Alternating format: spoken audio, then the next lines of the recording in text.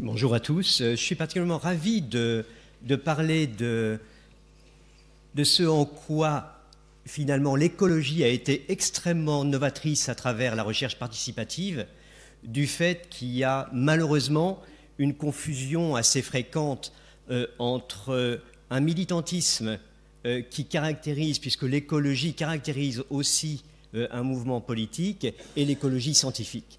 Ça nuit beaucoup, je pense, à l'écologie, et alors que l'écologie scientifique, je vais vous le démontrer, peut vraiment être un exemple. En fait, on a déjà avancé. En fait, voilà l'ordre normal.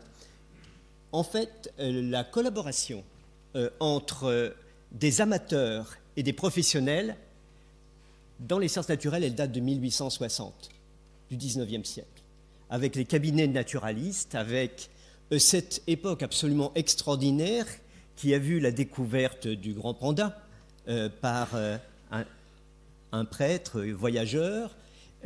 Beaucoup d'espèces ont ainsi été découvertes, et déjà à l'époque, les professionnels ont, vous le voyez, rédigé un document pour faciliter cette collaboration entre amateurs et professionnels.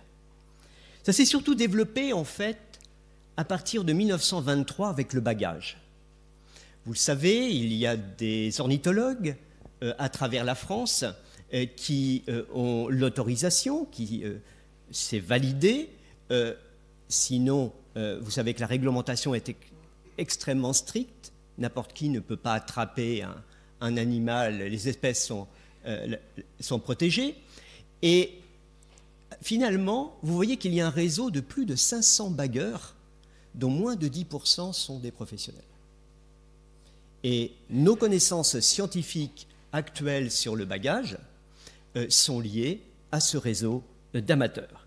Mais évidemment, les grands enjeux de la biodiversité, avec l'objectif de déterminer chaque année l'état général de la biodiversité en France, France s'entend également outre-mer, pas seulement la France métropolitaine, la nécessité d'évaluer les effets des changements globaux, de l'impact du changement climatique sur la biodiversité, dont vous savez, la biodiversité a un rôle non seulement, a une importance qui n'est pas seulement patrimoniale, mais une importance à travers les services qu'elle rend. Et je prends souvent l'exemple de la tortue luth. La tortue luth, c'est le plus grand reptile marin actuel. Elle date de l'époque des derniers dinosaures, valeur patrimoniale, mais la tortue luth se nourrit exclusivement de méduses. Vous le savez bien, à travers les travaux de notre collègue Philippe Curie, pullulation des méduses signifie disparition des poissons. Donc on voit l'importance de la biodiversité à travers les services qu'elle nous rend. Alors, comment faire pour avoir un maillage extrêmement fin du territoire afin d'évaluer les effets locaux et globaux, leurs interactions? Finalement, il faut suivre un modèle, je pense. C'est ce que font notamment les naturalistes du Muséum d'histoire naturelle. Ce modèle, c'est les stations de Météo France. C'est un très très bon exemple de la densité du maillage nécessaire pour finalement ce que l'on va appeler ces observatoires de la biodiversité.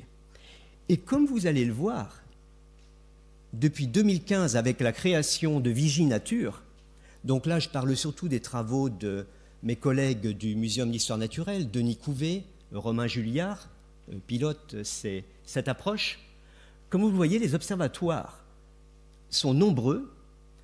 Ils impliquent à la fois des professionnels, dans des lycées agricoles par exemple, ou des gestionnaires de parcs naturels, mais aussi des scolaires, des naturalistes et des grands publics.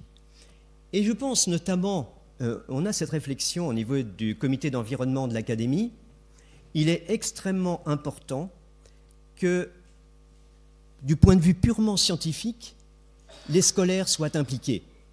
Parce que finalement, quand vous le voyez dans les programmes scolaires, on décrit les espèces dans le primaire. Et on aborde finalement l'évolution que dans les classes terminales. Je crois que s'il y a un grand problème à ce niveau dans l'éducation, c'est qu'il faudrait commencer beaucoup plus tôt l'apprentissage de cette notion de l'évolution, parce que la biodiversité, elle n'est pas figée, elle est dynamique. Et justement, c'est l'un des buts des sciences participatives de suivre cette dynamique. Alors ça se traduit aujourd'hui, évidemment, comme l'a si bien dit Pierre Corvol, ça se traduit facilement du fait qu'il y a les moyens modernes d'Internet. Alors j'ai pris l'Observatoire des saisons qui va permettre de déterminer, dans cette collaboration amateur-professionnelle, déterminer le changement dans les dates auxquelles vont se dérouler les différents événements biologiques liés, qui vont être finalement provoqués par le changement climatique. Des données, informations qui sont accessibles évidemment sur Internet. Alors vous allez dire, mais qu'a apporté cette collaboration, cette science participative entre amateurs et professionnels? Je vais vous en donner un ou deux exemples. Je crois qu'un des meilleurs exemples, c'est le suivi temporel des oiseaux communs, qui lui est mené depuis 1989 sur 10 000 sites, visités 2 fois par an, au printemps, c'est-à-dire à l'initiation de la reproduction des oiseaux, et au moment de la reproduction. Ça fait appel à 1 millier d'observateurs, et il y a plus de 10 millions d'oiseaux détectés. Vous voyez que vraiment, c'est une science qui est extrêmement active. Plus de 10 millions d'oiseaux qui ont été dénombrés depuis 20 ans. Le résultat, c'est par exemple cette évolution où on voit que toute espèce confondue, c'est-à-dire impliquant les espèces qui arrivent à bien, je vais dire, se débrouiller, si vous me permettez l'expression, en fonction de l'impact des actions humaines. Les oiseaux agricoles, par contre, sont en très très forte diminution, et en général, tous les oiseaux qui sont spécialisés. Ces résultats des sciences participatives sont utilisés par l'Union européenne comme l'un des principaux indicateurs du développement durable. Alors, les enseignements maintenant purement scientifiques qui apparaissent, qui ont apparu comme par exemple dans Nature Climate Change, ces données, elles nous permettent de savoir quelle est la mobilité des espèces en réaction au changement climatique. Alors vous savez, c'est à la fois vers le nord, l'espèce qui remonte vers le nord, mais aussi en altitude. Les lézards remontent en altitude pour trouver un optimum, et bien sûr, ils arriveront à un moment à un niveau limite de leur possibilité de vie. Mais pour terminer cet exposé, je voudrais insister sur l'importance de la méthode. En effet, déjà abordé par Pierre Corvol, comment suivre un grand nombre de sites? Quel système d'observation? On ne va pas faire n'importe quoi, il faut, comme le font les sciences de l'univers, qui sont un très très bon modèle pour nous.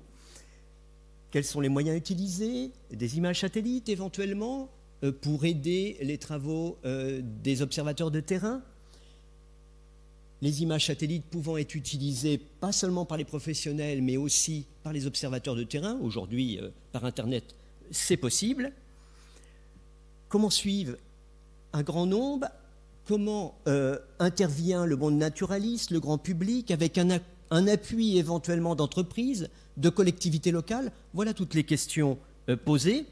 Et en fait, dans cette relation entre des observateurs bénévoles et des chercheurs, se pose évidemment la question de la puissance d'observation, de la validation des protocoles, de l'exploitation des observations, des méthodes analyse et synthèse au niveau des professionnels qui rassemblent toutes ces données des amateurs. Mais finalement, comme vous le voyez, ça pose une question clé qui est celle des professionnels impliqués dans les observatoires. Et figurez-vous qu'il y a un paradoxe, c'est que pour la biodiversité, jusqu'à présent, il n'y a pas de corps professionnel équivalent à celui qui fait l'excellence des sciences de l'univers, qui est celui du Conseil national des astronomes physiciens, qui existe depuis Louis XIV, et qui vraiment joue un rôle fondamental.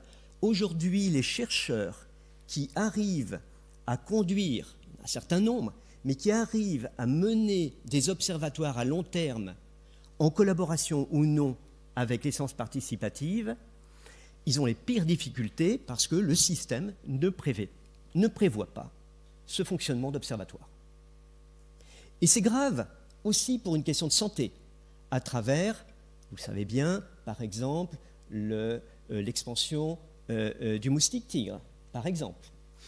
Et donc je crois que là, on rejoint d'ailleurs la principale recommandation du rapport que l'Académie des sciences vient de produire sur la biodiversité, qui est à la fois d'augmenter les sciences participatives, cette relation entre chercheurs et professionnels et amateurs, mais aussi faire en sorte qu'il y ait l'équivalent de ce qui fait encore une fois l'excellence des sciences de l'univers, c'est-à-dire qu'il y ait la possibilité de chercheurs qui soient vraiment des experts des observatoires, et ce sera évidemment un grand rôle pour les amateurs. Et je vous remercie pour votre attention. Je termine par une image qui me caractérise, qui me catalogue, mais je crois que c'est aussi la beauté de la biodiversité. Je vous remercie pour votre attention.